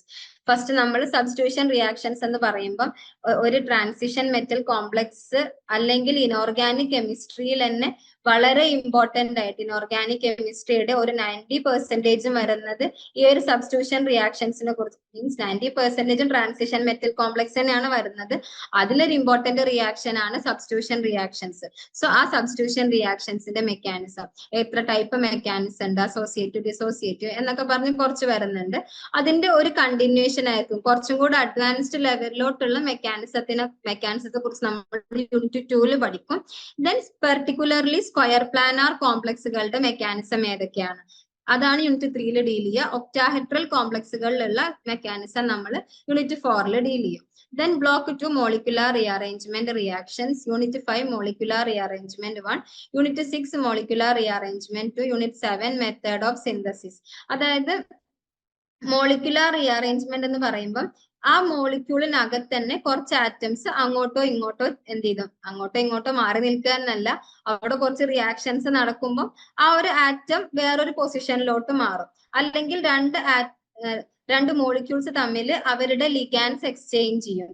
So അങ്ങനെയൊക്കെ വരുമ്പോഴുള്ള reaction mechanism എന്തൊക്കെയാണ് അതാണ് unit 5 unit 6 deal ചെയ്യുന്നത്. ഇങ്ങനെ molecular rearrangement mechanism വെച്ചിട്ട് നമ്മൾ എന്ത് ചെയ്യും, കുറച്ച് ട്രാൻസിഷൻ മെറ്റൽ കോംപ്ലക്സസിനെ സിന്തസൈസ് ചെയ്തെടുക്കുന്നുണ്ട്. ആ മെത്തേഡ് ഓഫ് സിന്തസിസ് ആണ് നമുക്ക് യൂണിറ്റ് 7 പഠിക്കാനുണ്ടാവുക. ബ്ലോക്ക് 3 കംപ്ലീറ്റ്ലി ഒരു ബയോ ഇനോർഗാനിക് ബ്ലോക്ക് ആണ് അല്ലെ. അതായത് ഇപ്പൊ ഇതിനകത്ത് യൂണിറ്റ്സ് നോക്കിയാൽ തന്നെ energy sources four life, unit 9 oxidation reduction processes, unit 10 photosynthesis and nitrogen fixation, unit 11 metalloenzymes, unit 12 metal nucleic acid interactions, unit 13 metals in medicines. So completely എന്താണ് related two biology ആണ്. Biology എന്ന് പറയുമ്പോൾ ഉള്ള ഒരു chemistry. Energy of sources എന്ന് പറയുമ്പോൾ അതിനകത്ത് light energy, chemical energy, electrical energy എല്ലാം വരും. അതിനകത്തൊക്കെയുള്ള കെമിസ്ട്രിയുടെ പാർട്ട് എന്താണ് അതായിരിക്കും നമ്മൾ ഡീൽ ചെയ്യുന്നുണ്ടാവുക. ദെൻ ഓക്സിഡേഷൻ റിഡക്ഷൻ പ്രോസസ്സസ്, അതായത് റാൻഡം ആയിട്ട് ഏതെങ്കിലും ഒരു ഓക്സിഡേഷനോ റിഡക്ഷനോ പഠിക്കല്ല, നമ്മുടെ ഹ്യൂമൻ ബോഡിയിൽ നടക്കുന്ന ഓക്സിഡേഷൻസിനെ കുറിച്ചും റിഡക്ഷൻ പ്രോസസ്സിന് നമ്മൾ പഠിക്കും. Then photosynthesis and nitrogen fixation. Nitrogen fixation രണ്ട് രീതിയിൽ നടക്കും. നാച്ചുറലി ഒക്കറിംഗ് ഉണ്ട്, കെമിക്കലി ഇനീഷ്യേറ്റഡ് ഉണ്ട്. രണ്ടിനെ കുറിച്ച് നമുക്ക് പഠിക്കാനുണ്ട്. ദെൻ ഫോട്ടോസിന്തസിസിന്റെ PS1 system, PS2 system. Unit 11 metalloenzymes ആണ്. അതായത് നമ്മുടെ ബോഡിയിലുള്ള കുറച്ച് മെറ്റൽ വരുന്ന എൻസൈംസ്. ഫെറിക് അയോൺ വരുമ്പോൾ ഏതൊക്കെ എൻസൈംസ് ആണ്, കോപ്പർ വരുമ്പോൾ എന്തൊക്കെ എൻസൈംസ് ഉണ്ട്, അങ്ങനത്തെ ആ എൻസൈംസിനെ കുറിച്ച്, ആ എൻസൈംസിന്റെ സ്ട്രക്ചറും കാര്യങ്ങളും എല്ലാം അതിനകത്ത് വരുന്നുണ്ട്. Then metal nucleic acid interaction, ഒരു മെറ്റലും ന്യൂക്ലിക് ആസിഡും നടക്കുമ്പോഴുള്ള അവിടുത്തെ ബോണ്ടിങ്ങിന്റെ ടൈപ്പ് എന്തൊക്കെയാണ്, അവിടുത്തെ ഏതൊക്കെ ബോണ്ടിങ് വരുന്നുണ്ട് അവിടെ, അങ്ങനത്തെ കാര്യങ്ങളായിരിക്കും. യൂണിറ്റ് 13 മെഡിസിൻസിലുള്ള മെറ്റൽസ് ഇൻ മെഡിസിൻസിലുള്ള മെയിൻ ആയിട്ടും പറയുകയാണെങ്കിൽ സിസ്പ്ലാറ്റിൻ, അതിനെ കുറിച്ച്, അതുപോലെ ഒരുപാട് ആന്റി ക്യാൻസർ ഡ്രഗ്സ് ആയിട്ട് ഡയഗ്നോസ്റ്റിക് പർപ്പസിനൊക്കെ യൂസ് ചെയ്യുന്ന ഒരുപാട് മെഡിസിൻസ് എന്തുണ്ട്, മെറ്റൽസ് വരുന്നുണ്ട്. അതിനെ കുറിച്ചായിരിക്കും നമ്മൾ യൂണിറ്റ് 13 ഡീൽ ചെയ്യുന്നുണ്ടാവുക. Then MCH 017 organic chemistry 4 credit paper ആണ്, ഒരു തിയറി പേപ്പർ ആണ്. 4 ബ്ലോക്സ് ആണ് വരുന്നത്. ടോട്ടൽ 17 യൂണിറ്റ്സ് കവർ ചെയ്യുന്നുണ്ട്. Block 1 heterocyclic cycles, unit 1 introduction to heterocyclic compounds, unit 2 3 membered heterocycles, unit 3 4 membered heterocycles, unit 5 5 membered heterocycles. Heterocycles എന്ന് പറയുമ്പോൾ കാർബണും ഹൈഡ്രജനും മീൻസ് കാർബണിന്റെയും ഹൈഡ്രജന്റെയും കൂടെ അത് കൂടാതെ വേറെ ഏതെങ്കിലും ഒരു ഹെട്രോ ആറ്റം വരും. നൈട്രജനോ ഓക്സിജനോ സൾഫറോ അങ്ങനത്തെ കോമ്പൗണ്ട്സിനാണല്ലോ നമ്മൾ ഹെട്രോസൈക്കിൾസ് എന്ന് പറയുന്നത്. സോ 3 മെമ്പേർഡ് ഉണ്ട്, 4 മെമ്പേർഡ് ഉണ്ട്, 5 മെമ്പേർഡ് ഉണ്ട്. ഇതിന്റെ എല്ലാം സിന്തസിസും പ്രോപ്പർട്ടീസും എല്ലാം നമുക്ക് പഠിക്കാനുണ്ടാകും. ദെൻ ബ്ലോക്ക് 2 അഗെയിൻ ഹെട്രോസൈക്കിൾസ് ആണ്, ബട്ട് മോർ ദാൻ 1 റിംഗ്. ഈ ബ്ലോക്ക് 1 ഒരൊറ്റ റിംഗ് വരുന്ന ഹെട്രോസൈക്കിളിനെ കുറിച്ചായിരിക്കും ഡീൽ ചെയ്യുന്നുണ്ടാവുക. ഇവിടെ 2 2 കൂടുതലോ റിംഗ് വരുന്ന നാഫ്തലിൻ, ആന്ത്രസീൻ പോലുള്ള കോമ്പൗണ്ട്സിനെ കുറിച്ച്. കുറിച്ച്. So unit 5 benzo fused 5-membered ring compounds. Unit 6 5-membered rings with more than one heteroatom. Unit 7 benzo fused 6-membered compounds. Unit 8 7 and large membered compounds. അതായത് first നമ്മൾ പഠിക്കുന്നത് 5-membered, അതായത് 5 കാർബൺ ആറ്റം വരുന്ന ഒരു കോമ്പൗണ്ടിലെ ഒരു എന്താണ് മീൻസ് 5 കാർബൺ ആറ്റം വരെ എന്ന് പറയുമ്പോൾ 5 കാർബൺ ആറ്റം അടങ്ങിയ 1 or 2 റിങ്ങുകൾ ഉണ്ടാകും. അതിനകത്ത് 1 or 2 ഹെട്രോ ആറ്റംസ് ഉണ്ടാകും. ഒരു ഹെട്രോ ആറ്റംസ് ഉണ്ടാകും. അതിനെ കുറിച്ചാണ് യൂണിറ്റ് 5 പഠിക്കുക. യൂണിറ്റ് 6 സെയിം 5-membered റിംഗ് വരുന്ന heterocycles having more than 1 ring but more than 1 heteroatom. നൈട്രജനും സൾഫറും വരാം, സൾഫറും ഓക്സിജനും വരാം. അങ്ങനെ ഒന്നിൽ കൂടുതൽ ഹെട്രോ ആറ്റംസ് വരുന്നുണ്ടാകും. യൂണിറ്റ് 7 ആണെങ്കിൽ 6-membered ഹെട്രോസൈക്ലിക് കോമ്പൗണ്ട്സിനെ കുറിച്ച്, ദെൻ 7-membered 8-membered എന്ന് പറഞ്ഞിട്ട് അതിലും കൂടുതൽ വരുന്ന ഹെട്രോസൈക്ലിക് കോമ്പൗണ്ട്സിനെ കുറിച്ച് നമ്മൾ പഠിക്കും. ബ്ലോക്ക് 3 സിന്തറ്റിക് അപ്രോച്ച് ആണ്. Unit 9 philosophy of organic synthesis. Unit 10 application of palladium 0 palladium 2 complexes. Unit 11 reduction. Unit 12 reduction using hydride transfer. Unit 13 ഓക്സിഡേഷൻസ്. അതായത് ഇതിനകത്ത് ബേസിക് സ്റ്റാർട്ട് ചെയ്യുന്നത് ഒരു സിന്തസിസിന്റെ വളരെ ബേസിക് ആയിട്ടുള്ള ഫിലോസഫി ഹിസ്റ്ററി മുതൽ സ്റ്റാർട്ട് ചെയ്ത് അതിന്റെ വളരെ ബേസിക് ആയിട്ടുള്ള കാര്യങ്ങളായിരിക്കും യൂണിറ്റ് 9 ഡീൽ ചെയ്യുന്നത്. ദെൻ പലേഡിയം വെച്ചിട്ടുള്ള സ്പെസിഫൈ ചെയ്ത് പലേഡിയം വെച്ചുള്ള റിയാക്ഷനെയാണ് നമ്മൾ റോസൻമൻ റിയാക്ഷൻസ് എന്ന് പറയുന്നത്. അതിനെ കുറിച്ചുള്ള ഡീറ്റെയിൽഡ് ആയിട്ടുള്ള സ്റ്റഡി ആയിരിക്കും യൂണിറ്റ് 10. ദെൻ റിഡക്ഷനെ കുറിച്ച് പഠിക്കും. Reduction using lithium aluminium hydride, അതാണ് ഹൈഡ്രൈഡ് ട്രാൻസ്ഫർ എന്ന് പറയുമ്പോൾ ലിഥിയം അലുമിനിയം ഹൈഡ്രൈഡും ഹൈഡ്രജൻ ബോറോ ഹൈഡ്രൈഡും വെച്ചിട്ടുള്ള reduction reactions. Finally oxidation reactions. Block 4 enolates more സിന്തസിസിനെ കുറിച്ചാണ്. ഇനോലൈറ്റ്സ് അംപ്ലഗ് reactions. Unit 16 phase transfer catalysis. Unit 17 asymmetric synthesis. കംപ്ലീറ്റും ഒരു സിന്തറ്റിക് ആസ്പെക്ട് ആയിരിക്കും. അതായത് ഏതെങ്കിലും ഒരു കോമ്പൗണ്ടിന് ഇനോലൈറ്റ്സിന്റെ സിന്തസിസ്. അംപ്ലഗ് റിയാക്ഷൻസിൽ നമ്മളൊരു ഓർഗാനിക് കോമ്പൗണ്ട് സിന്തസിസ് ആണ് പഠിക്കുന്നത്. അങ്ങനെ 4 യൂണിറ്റിലും നമ്മൾ ഒരു ഓർഗാനിക് കോമ്പൗണ്ട് സിന്തസിസ് ആയിരിക്കും പഠിക്കുന്നത്. സോ അതിന്റെ മെക്കാനിസം, ആ ഒരു കോമ്പൗണ്ടിന്റെ പ്രോപ്പർട്ടീസും കാര്യങ്ങളും എല്ലാം നമ്മൾ എന്ത് ചെയ്യും, ആ ഒരു ബ്ലോക്കിൽ ഡീൽ ചെയ്യുന്നുണ്ടാകും. Then MCH018 and MCH019. MCH018 quantum chemistry and group theory. 3 blocks ആണ് വരുന്നത്. ഫസ്റ്റ് ബ്ലോക്കിൽ unit 1 introduction to quantum chemistry. Unit 2 introduction to wave mechanics. Unit 3 particle in box 1. Unit 4 particle in box 2. അതായത് quantum മെക്കാനിക്സിൽ വളരെ basic ആയിട്ട് വേണ്ട കുറച്ച് കാര്യങ്ങളാണ് ബ്ലോക്ക് 1 നമ്മൾ പഠിക്കുന്നുണ്ടാവുക. വേവ് മെക്കാനിക്സും ക്വാണ്ടം മെക്കാനിക്സും തമ്മിലുള്ള കമ്പാരിസൺസും അങ്ങനത്തെ കുറച്ച് കാര്യങ്ങളായിരിക്കും യൂണിറ്റ് 1. ദെൻ വേവ് മെക്കാനിക്സിനെ കുറിച്ച് പഠിക്കും. ഫൈനലി ആ ഒരു യൂണിറ്റിന്റെ എൻഡിൽ തന്നെ ക്വാണ്ടം മെക്കാനിക്സും സ്റ്റാർട്ട് ചെയ്യുന്നുണ്ട്. Then particle in 1 dimensional box. Quantum മെക്കാനിക്സിൽ നമ്മൾ എന്തൊരു കാര്യം പഠിക്കുക എന്ന് പറഞ്ഞാലും മെയിൻ ആയിട്ട് നമ്മൾ അവിടെ ചെയ്യുന്നുണ്ടാവുക ഷ്രോഡിഞ്ചർ വേവ് ഇക്വേഷന്റെ ഫോർമുലേഷൻ, ഷ്രോഡിഞ്ചർ വേവ് ഇക്വേഷന്റെ സൊല്യൂഷൻ, ആ ഫൈനൽ റിസൾട്ടിനെ അനലൈസ് ചെയ്യുക എന്ന് പറയുമ്പോൾ അതിനകത്ത് നിന്ന് റിട്രീവ് ചെയ്തെടുക്കാൻ പറ്റുന്ന വാരിയബിൾസ്, എനർജി, ക്വാണ്ടം സ്റ്റേറ്റ് പോലുള്ള കാര്യങ്ങൾ റിട്രീവ് ചെയ്തെടുക്കുക. അതാണ് കംപ്ലീറ്റ് ക്വാണ്ടം കെമിസ്ട്രി എന്ന പേപ്പറിൽ നമുക്ക് പഠിക്കാനുണ്ടാവുക.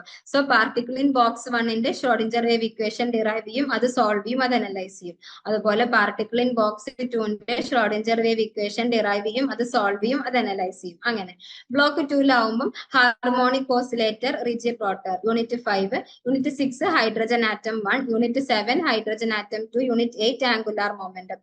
ഫസ്റ്റ് നമ്മൾ യൂണിറ്റ് 5 ഹാർമോണിക് ഓസിലേറ്ററിന്റെ ഷ്രോഡിഞ്ചർ വേവ് അനലൈസ് ചെയ്യുക. റിജിഡ് റോട്ടറിന്റെ നമുക്ക് ഈ 3 സെയിം സ്റ്റെപ്സ് ആണ് ചെയ്യാനുള്ളത്.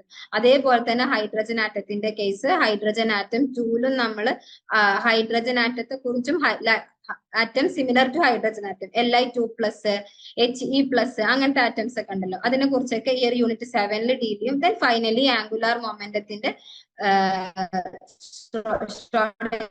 വേവ് ഇക്വേഷന്റെ ഡെറിവേഷനും സൊല്യൂഷനും ഒക്കെ. ബ്ലോക്ക് 3 അപ്രോക്സിമേഷൻ മെത്തേഡ്സ് ആണ്. Approximation methods unit 10 multi electron atoms. അതായത് അപ്രോക്സിമേഷൻ മെത്തേഡ്സ് എന്ന് പറയുമ്പോൾ ഈ ഷ്രോഡിഞ്ചർ വേവ് ഇക്വേഷൻ സോൾവ് ചെയ്യാൻ വേണ്ടിയിട്ട് നമ്മൾ യൂസ് ചെയ്യുന്ന ഒരു മെത്തേഡാണ് അപ്രോക്സിമേഷൻ മെത്തേഡ്സ്. അതിനകത്ത് പെർട്ടർബേഷൻ മെത്തേഡ്, വാരിയേഷൻ മെത്തേഡ്, അങ്ങനത്തെ കുറച്ച് കാര്യങ്ങളൊക്കെ, ട്രയൽ ആൻഡ് എറർ മെത്തേഡ് പോലുള്ള അങ്ങനത്തെ കുറച്ച് കാര്യങ്ങളാണ് യൂണിറ്റ് 9 വരിക.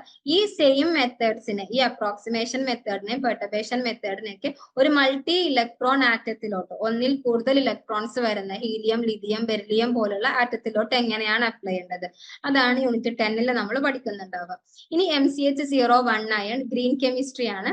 Block 1 unit 1 green chemistry, unit 2 tools of green chemistry, unit 3 evaluation of chemical products, unit 4 harmful effects of chemistry. അതായത് മെയിൻ ആയിട്ട് ഗ്രീൻ കെമിസ്ട്രി ആ ഒരു പേര് ഇൻഡിക്കേറ്റ് ചെയ്യുന്ന പോലെ തന്നെ നമുക്ക് എന്താ പഠിക്കാനുണ്ടാവുക, ഫസ്റ്റ് നമ്മൾ കുറച്ച് പ്രിൻസിപ്പിൾസ്, ഗ്രീൻ കെമിസ്ട്രിയുടെ കുറച്ച് പ്രിൻസിപ്പിൾസ് പഠിക്കാനുണ്ട്.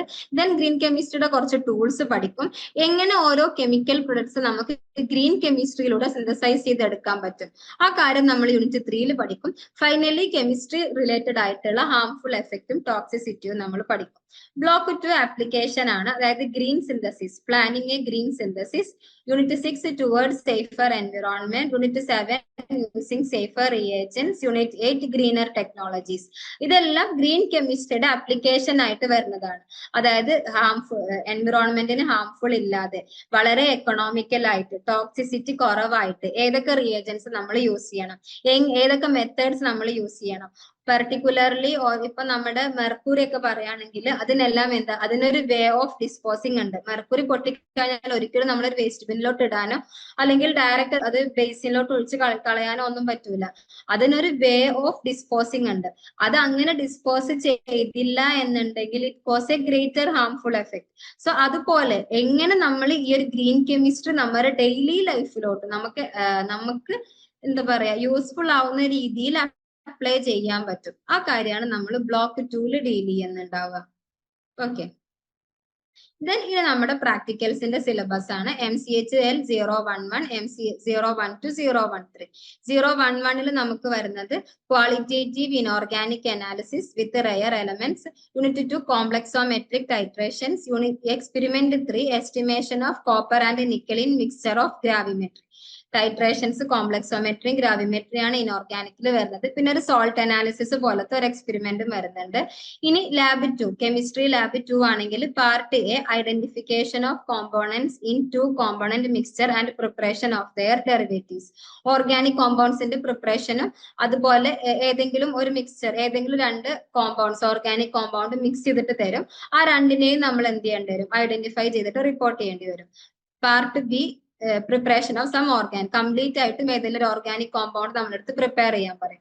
ദെൻ 013 ഫിസിക്കലിന്റെ പ്രാക്ടിക്കൽ ആണ്. Experiment 1 partial molar volume of NaCl, experiment 2 Freundlich adsorption isotherm, experiment 3 thermo parameters for methyl acetate, experiment 4 molar mass of PVOH by viscosity, experiment 5 saturated calomel electrode, experiment 6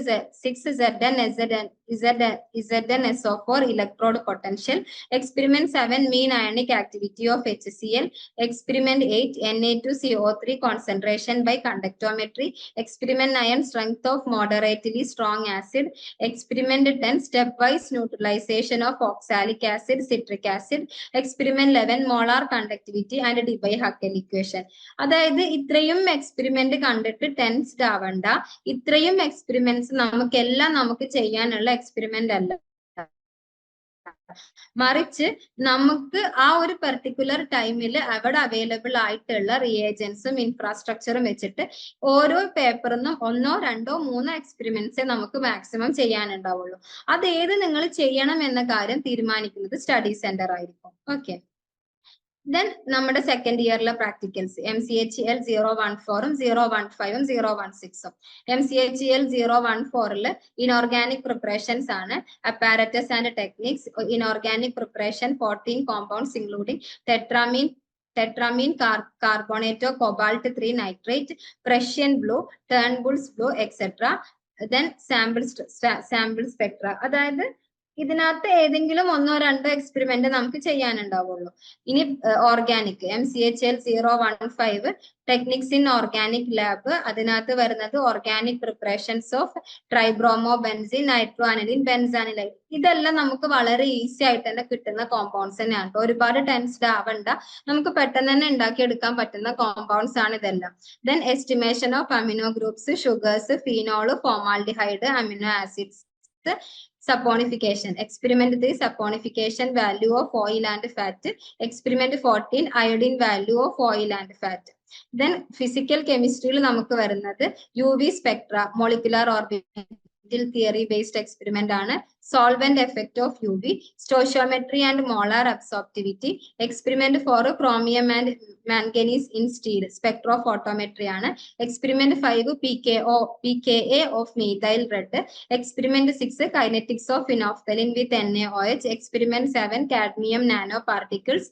experiment 8 silver nano particles, green method. Experiment 9 CMC sodium lauryl sulphate.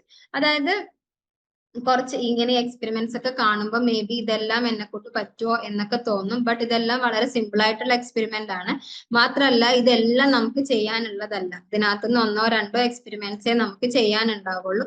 അത് നിങ്ങളെ കൊണ്ട് അവര് training തരും, അതിനുശേഷമേ നിങ്ങളെ കൊണ്ട് ചെയ്യിപ്പിക്കുള്ളൂ. Okay, next ഇനി നമുക്ക് വരുന്നത് പ്രോഗ്രാം സമ്മറിയാണ്. അതായത് നമ്മുടെ inorganic chemistry MCH 011 inorganic chemistry theory paper ആണ്, 4 ക്രെഡിറ്റ് പേപ്പർ ആണ്. 4 ബ്ലോക്ക് ആണ് നമുക്ക് പഠിക്കാനുള്ളത്. ടോട്ടൽ 15 യൂണിറ്റ്സ് കവർ ചെയ്യാനുണ്ട്. MCH 012 stereo chemistry and intermediates theory paper ആണ്, 4 ക്രെഡിറ്റ് പേപ്പർ ആണ്. 4 ബ്ലോക്ക് തന്നെയാണ് കവർ ചെയ്യാനുള്ളത്. മൊത്തം 16 യൂണിറ്റ്സ് വരും. MCH 013 ജനറൽ ഫിസിക്കൽ കെമിസ്ട്രി ആണ്, തിയറി പേപ്പർ ആണ്, 4 ക്രെഡിറ്റ് പേപ്പർ ആണ്. 4 ബ്ലോക്ക് 16 യൂണിറ്റ്സ് കവർ ചെയ്യാനുണ്ട്. MCH 014 അല്ലെങ്കിൽ 15 mathematics or biology for chemist theory paper ആണ്, 2 ക്രെഡിറ്റ് പേപ്പർ ആണ്. 2 ബ്ലോക്ക് ആണ് വരുന്നത്. MCH 016 inorganic chemistry theory paper ആണ്, 4 ക്രെഡിറ്റ് പേപ്പർ ആണ്. 3 ബ്ലോക്ക് 13 യൂണിറ്റ്സ് ആണ് വരുന്നത്. MCH 017 organic chemistry theory paper ആണ്, 4 ക്രെഡിറ്റ് പേപ്പർ ആണ്. 4 ബ്ലോക്സിലായിട്ട് 17 യൂണിറ്റ്സ് ആണ് കവർ ചെയ്യാനുള്ളത്. MCH 018 quantum chemistry and group theory paper ആണ്, 4 ക്രെഡിറ്റ് പേപ്പർ ആണ്. 3 ബ്ലോക്കിലായിട്ട് 10 യൂണിറ്റ്സ് ആണ് കവർ ചെയ്യാനുള്ളത്. MCH 017 ഗ്രീൻ കെമിസ്ട്രി ആണ്, തിയറി പേപ്പർ ആണ്, 2 ക്രെഡിറ്റ് പേപ്പർ ആണ്. 2 ബ്ലോക്കിൽ 8 യൂണിറ്റ് ആണ് കവർ ചെയ്യാനുള്ളത്. പിന്നെ 011 to 016 പ്രാക്ടിക്കൽസ് വരും. കുറച്ച് 12 എക്സ്പെരിമെന്റ്സ് ടോട്ടൽ കംപ്ലീറ്റ് 6 പ്രാക്ടിക്കൽസിന്റെയും ക്രെഡിറ്റ് വരുന്നത് 12 ആണ്. എക്സ്പെരിമെന്റ് ആണല്ലോ അതിനകത്ത് നമുക്ക് പഠിക്കാനുള്ളത്. ഇനി നെക്സ്റ്റ് നമ്മൾ പറയുന്നത് ഇഗ്നോയുടെ ഇവാലുവേഷൻ പാറ്റേണിനെ കുറിച്ചാണ്. നിങ്ങൾക്ക് എല്ലാവർക്കും അറിയുന്നുണ്ടാകും ഇഗ്നോ 2 രീതിയിലാണ് ഇവാലുവേഷൻസ് വരുന്നത്, അസൈൻമെന്റ്സും ടേം ആൻഡ് എക്സാമിനേഷനും. രണ്ടും നമുക്ക് ഈക്വലി ഇമ്പോർട്ടന്റ് ആണ്. അസൈൻമെന്റിന്റെ പാർട്ട് നമ്മുടെ ഫൈനൽ എക്സാമിലെ ഒരു മേജർ ഷെയർ അസൈൻമെന്റ്സിൽ നിന്ന് തന്നെ ആയിരിക്കും. സോ മാത്രമല്ല അസൈൻമെന്റ് എഴുത വഴി നമ്മൾ എന്താണ് എക്സാമിന് ഒന്ന് റെഡി ആവും കൂടെയാണ് ചെയ്യുന്നത്. അതുപോലെ അസൈൻമെന്റ് ഒക്കെ എന്നാണോ ഡ്യൂ ഡേറ്റ്സ് വരുന്നത് അന്ന് തന്നെ കറക്റ്റ് ആയിട്ട് സ്റ്റഡി സെന്ററിൽ പോയിട്ട് സബ്മിറ്റ് ചെയ്യുക. ഡ്യൂ ഡേറ്റ് ഒന്നും തെറ്റിക്കാതിരിക്കുക. അങ്ങനെ വരുമ്പോൾ പിന്നെ നമുക്ക് എക്സാം എഴുതുന്ന കാര്യത്തിലും കുറച്ച് അധികം ട്രബിൾ ക്രിയേറ്റ് ചെയ്യാനും കാരണമാകും. ഓക്കെ, ഇത് നമ്മുടെ ഇഗ്നോയുടെ അസൈൻമെന്റ്സ് എല്ലാം നിങ്ങൾക്ക് എന്ത് ചെയ്യാം, ഇഗ്നോയുടെ ഒഫീഷ്യൽ സൈറ്റിൽ തന്നെ ഡൗൺലോഡ് ചെയ്തെടുക്കാൻ വേണ്ടിയിട്ട് പറ്റും. അസൈൻമെന്റിന്റെ ഫ്രണ്ട് പേജ് ഏകദേശം ഇതുപോലെ ആയിരിക്കും വരുന്നുണ്ടാകുക. ഈ ഫ്രണ്ട് പേജിൽ അസൈൻമെന്റിന്റെ വാലിഡിറ്റി ഡേറ്റ് ഉണ്ടാകും. ആ വാലിഡിറ്റി ഡേറ്റ് ചെക്ക് ചെയ്ത് ഉറപ്പ് വരുത്തിയതിന് ശേഷം മാത്രം എന്ത് ചെയ്യുക, നമ്മുടെ അസൈൻമെന്റ്സ് സ്റ്റാർട്ട് ചെയ്യുക. ഓക്കെ, ഇപ്പൊ നമ്മൾ ഓവറോൾ നമ്മുടെ സിലബസിനെ കുറിച്ച് കണ്ടു. ആ സിലബസ് എന്തൊക്കെ നമുക്ക് പഠിക്കാനുണ്ട്, എത്രയൊക്കെ ബ്ലോക്ക് ഉണ്ട്, എത്രയൊക്കെ യൂണിറ്റ്സ് ഉണ്ട്, ആ കാര്യങ്ങളെല്ലാം നമ്മൾ അറിഞ്ഞു. ഇനി ഇതെല്ലാം നമ്മൾ പഠിക്കണം. പഠിച്ചു കഴിഞ്ഞാലേ നമ്മൾ എക്സാമിന് റെഡി ആവുള്ളൂ. സോ ഇതൊക്കെ നമ്മൾ എങ്ങനെ പഠിക്കണം, ആ കാര്യം ആണ് ഇനി നമ്മൾ ഡിസ്കസ് ചെയ്യാൻ പോകുന്നത്. സോ ഇനി നമ്മുടെ എങ്ങനെ നമ്മൾ ഓരോ ടൂൾസ് നമ്മൾ എങ്ങനെയൊക്കെ യൂസ് ചെയ്യണം, എന്തൊക്കെ ടൂൾസ് ആണ് നമുക്ക് വരുന്നത് എക്സാമിന് പ്രിപ്പയർ ചെയ്യാൻ, നമുക്ക് എങ്ങനെയൊക്കെ നമ്മൾ സ്ട്രാറ്റജിക്കലി പ്രിപ്പയർ ചെയ്യണം, ആ കാര്യങ്ങളെല്ലാം നിങ്ങളായിട്ട് ഷെയർ ചെയ്യാൻ വേണ്ടിയിട്ട് ഞാൻ നമ്മുടെ സുലൈഖ മാമിനെ ഇൻവൈറ്റ് ചെയ്യാണ്. മാം, ഓൺ ടു യു. ഓക്കെ, ഇപ്പൊ നിങ്ങൾ സിലബസ് കാര്യങ്ങളൊക്കെ പഠിച്ചു, എങ്ങനെയാണ് എന്താണ് ഇതിൽ പഠിക്കാനുള്ളത്, കാര്യങ്ങളൊക്കെ ഓക്കെ ആയി. അപ്പൊ ഈ സിലബസ് ഒക്കെ നമ്മൾ പഠിച്ചിട്ടുള്ളത് എന്തിനാണ്, നമുക്ക് എക്സാമിന് പ്രിപ്പയർ ചെയ്യാനും അതിന് വേണ്ടിയിട്ട് റെഡി ആവാനും വേണ്ടിയിട്ടാണ് അല്ലെ. അപ്പൊ നമുക്ക് ലേൺ വൈസിൽ ഒരുപാട് റിസോഴ്സസ് നിങ്ങൾക്ക് വേണ്ടി പ്രിപ്പയർ ചെയ്ത് വെച്ചിട്ടുള്ളതുണ്ട്. അപ്പൊ അതൊക്കെ യൂട്ടിലൈസ് ചെയ്ത് നമ്മൾ എങ്ങനെ പഠിക്കണം, അതുപോലെ ഏതൊക്കെ റിസോഴ്സസ് ആണ് നമുക്ക് അവൈലബിൾ ആയിട്ടുള്ളത് എന്നാണ് പറയുന്നത്. അതിൽ നമുക്ക് വരുന്ന റിസോഴ്സസിൽ first one recorded lectures. Already നിങ്ങൾക്ക് അറിയാം, നിങ്ങളൊക്കെ ഇപ്പൊ ക്ലാസ്സസ് ഒക്കെ കണ്ട് സ്റ്റാർട്ട് ചെയ്തവരായിരിക്കും അല്ലെ. അപ്പൊ നമുക്ക് നമ്മുടെ ആപ്പിൽ റെക്കോർഡഡ് ക്ലാസ്സസ് മൊത്തം സിസ്റ്റം അവൈലബിൾ ആണ്. അപ്പം ഫസ്റ്റ് നമ്മൾ അത് തന്നെയാണ് ഫോക്കസ് ചെയ്ത് കാണേണ്ട കാര്യങ്ങൾ. പിന്നെ നമുക്ക് ലൈവ് സെഷൻസ് വരുന്നുണ്ട് അല്ലെ. അതായത് നമുക്കിപ്പം റെക്കോർഡഡ് ക്ലാസ്സസ് കണ്ട് നമ്മൾ ഏകദേശം ഒന്ന് കവറായി വരുന്നതിന് മുന്നേ നമുക്ക് ലൈവ് സെഷൻസ് വരുന്നുണ്ട്. അപ്പം നമുക്ക് അതിലൂടെ ഒന്നും കൂടെ നമ്മളിപ്പോൾ നോക്കുന്ന ടൈം ടേബിൾ അനുസരിച്ച് നോക്കുമ്പോൾ കറക്റ്റ് നമ്മൾ ഇത് നോക്കി കഴിഞ്ഞാൽ ഇത്ര റെക്കോർഡഡ് സെഷൻസ് കഴിഞ്ഞാൽ നമുക്ക് റിവിഷൻ സെഷൻസ് ലൈവ് ആയിട്ട് തന്നെ വരുന്നുണ്ട്. അപ്പം നമുക്ക് കുറച്ചും കൂടെ ക്ലിയർ ആയിരിക്കും നമ്മൾ കണ്ടിട്ടുള്ള കാര്യങ്ങൾ. പിന്നെ നമുക്ക് വരുന്നതാണ് വാല്യൂ ആഡഡ് നോട്ട്സ് എന്നുള്ളത്. വാല്യൂ ആഡഡ് നോട്ട്സ് നമ്മൾ നമ്മുടെ ലേൺവൈസ് നിന്ന് പ്രിപ്പയർ ചെയ്തിട്ടുള്ള നോട്ട്സ് ആണ്. അപ്പൊ അതും നമ്മൾ ഫോക്കസ് ചെയ്ത് നോക്കുക. പിന്നെ അതിൽ അതേപോലെ തന്നെ നമുക്ക് വരുന്നതാണ് എക്സാം സ്പെഷ്യൽ ഗൈഡ്. നിങ്ങൾ കണ്ടിട്ടുണ്ടാവും ESG എന്ന് പറഞ്ഞിട്ട് നമ്മുടെ ആപ്പിൽ. ഇപ്പോൾ ഒരു ക്ലാസ് കണ്ടു കഴിഞ്ഞാൽ അതിന്റെ താഴെ നമുക്ക് ESG എന്ന് പറഞ്ഞിട്ട് ഒരു ഫോൾഡർ കാണാം. അതിൽ നമുക്ക് എക്സാമിന് ആ പോർഷനിൽ നിന്ന് വരാൻ സാധ്യതയില്ല ക്വസ്റ്റ്യൻസ്, അതേപോലെ തന്നെ അതിന്റെ ആൻസേഴ്സ് ക്വസ്റ്റ്യൻ ആൻസർ ഫോമാറ്റിൽ നിങ്ങൾക്ക് അവിടെ അവൈലബിൾ ആയിരിക്കും. പിന്നെ നമുക്ക് അസൈൻമെന്റ് ഗൈഡ്, നമ്മളിപ്പോൾ ഓൾറെഡി പറഞ്ഞു അല്ലെ, അസൈൻമെന്റ്സ് ഉണ്ട്, നമുക്ക് അത് വെരി ഇമ്പോർട്ടന്റ് ആണ് എന്നുള്ളത് പറഞ്ഞു. അപ്പൊ ഈ അസൈൻമെന്റ്സിന് നിങ്ങൾക്ക് ഓൾറെഡി നമ്മൾ ഗൈഡ് ബുക്സ് കാര്യങ്ങൾ പ്രൊവൈഡ് ചെയ്യുന്നുണ്ട്. അതും നമുക്ക് ആപ്പിൽ ഇതേപോലെ തന്നെ ഒരു ഫോൾഡർ ആയിട്ട് അവൈലബിൾ ആയിരിക്കും. പിന്നെ PYQUA എന്ന് പറയുന്നത് നമ്മുടെ പ്രീവിയസ് ഇയർ ക്വസ്റ്റ്യൻ പേപ്പേഴ്സ് ആണ്. അപ്പൊ നമുക്ക് അത് നോക്കുന്നതിലൂടെ ക്ലിയർ ആയിട്ട് ഒരു ഐഡിയ കിട്ടും എങ്ങനെയാണ് ക്വസ്റ്റ്യൻ പേപ്പേഴ്സ് വരുന്നത്, എങ്ങനെ എക്സാമിന് നമ്മൾ പ്രിപ്പയർ ചെയ്യണം, ഏത് പോർഷൻസ് ആണ് റിപ്പീറ്റഡ് ആയിട്ട് വരുന്നത്, കാര്യങ്ങളൊക്കെ നമുക്ക് അതിലൂടെ മനസ്സിലാക്കാൻ പറ്റും. പിന്നെ നമ്മൾ എക്സാമിനോട് അടുപ്പിച്ച് വരുന്ന നമ്മുടെ ഒരു ഇതാണ് മോഡൽ എക്സാംസ് എന്ന് പറയുന്നത് അല്ലെ. അപ്പൊ നമ്മൾ ഈ ഇഗ്നോ എക്സാം നിങ്ങൾ എഴുതുന്നതിന് മുന്നേ എന്തായാലും ഒരു മോഡൽ എക്സാം കണ്ടക്ട് ചെയ്യുന്നുണ്ടാവും. അപ്പൊ മോഡൽ എക്സാംസിന് എന്തായാലും എല്ലാവരും നല്ലോണം പാർട്ടിസിപ്പേറ്റ് ചെയ്ത് നമ്മളൊന്ന് പ്രിപ്പയർ ചെയ്ത് എക്സാം എഴുതുമ്പോൾ നമ്മൾ എക്സാമിന് കറക്റ്റ് റെഡി ആയിട്ട് മാറും. പിന്നെ നമുക്ക് വരുന്നതാണ് TEE ഹെൽപ്പ് ഡെസ്ക് എന്ന് പറയുന്നത്. അതെന്താന്ന് വെച്ചാൽ നമുക്ക് ഇത്രയേ ഉള്ളൂ, നമ്മൾ എക്സാമിന്റെ ഒരു സമയമാകുമ്പോൾ നമുക്ക് പ്രോപ്പർ ആയിട്ട് രജിസ്ട്രേഷൻ കാര്യങ്ങൾ ചെയ്യണം, അതുപോലെ അതിന് പ്രിപ്പറേഷൻസ് കാര്യങ്ങളൊക്കെ ചെയ്യണം അല്ലെ. അപ്പൊ നമുക്ക് എപ്പോഴും നമ്മുടെ കൂടെ ഒരു ഹെൽപ്പ് ഡെസ്ക് ഉണ്ടാവും. എന്തിനു വേണ്ടിയിട്ട്? നമ്മുടെ രജിസ്ട്രേഷൻസ് പ്രോപ്പർലി കംപ്ലീറ്റ് ചെയ്യാനും നമ്മളെ സപ്പോർട്ട് ചെയ്യാനും വേണ്ടിയിട്ട്. പിന്നെ നമുക്ക് സ്റ്റുഡൻറ് സപ്പോർട്ടായിട്ട് 3 കാര്യങ്ങളാണ് വരുന്നത്. അതിൽ ഇംഗ്ലീഷ് എൻറിച്ച്മെന്റ് പ്രോഗ്രാം EEP എന്ന് പറഞ്ഞ് നിങ്ങൾ കണ്ടിട്ടുണ്ടാവും. ഇത് ഇത്രയേ ഉള്ളൂ, നിങ്ങൾക്ക് കുറച്ചും കൂടെ വൊക്കാബുലറി ഇംപ്രൂവ് ചെയ്യാൻ, അതേപോലെ തന്നെ സ്പീക്കിംഗ് എബിലിറ്റി ഫ്ലുവൻസി ഒക്കെ ഇംഗ്ലീഷിൽ ഇംപ്രൂവ് ചെയ്യാൻ വേണ്ടിയിട്ട് നമ്മൾ പ്രൊവൈഡ് ചെയ്യുന്നതാണ് EEP എന്ന് പറയുന്നത്. പിന്നെ നമുക്ക് വരുന്നതാണ് വെൽബീയിങ് സപ്പോർട്ട്. ഇത് നിങ്ങൾ ഓൾറെഡി കേട്ടിട്ടുണ്ടാവും അല്ലെ, ഹാപ്പിനെസ് അംബാസിഡർ എന്ന് പറഞ്ഞിട്ട്. നമുക്ക് എപ്പോഴെങ്കിലും ഒരു ബുദ്ധിമുട്ട് അല്ലെങ്കിൽ ഒരു സ്ട്രെസ് ഫീൽ ചെയ്യുകയാണെങ്കിൽ നിങ്ങൾക്ക് നിങ്ങളുടെ മെന്ററിന്റെ അടുത്ത് ചോദിച്ചാൽ എങ്ങനെ നമുക്ക് ഈ ഒരു വെൽബീയിങ് സപ്പോർട്ടിലേക്ക് എത്താം അല്ലെങ്കിൽ ഹാപ്പിനെസ് അംബാസിഡറിലേക്ക് കണക്ട് ചെയ്യാം എന്നുള്ളത് പ്രോപ്പർ ആയിട്ട് അവർ നിങ്ങൾക്ക് ഗൈഡ് ചെയ്ത് തരുന്നുണ്ടാവും. പിന്നെ നമുക്ക് വരുന്നതാണ് കരിയർ ഡെവലപ്മെന്റ്. ഇത്രയും കാര്യങ്ങളാണ് നമുക്ക് റിസോഴ്സസ് ആയിട്ട് വരുന്നത് കേട്ടോ.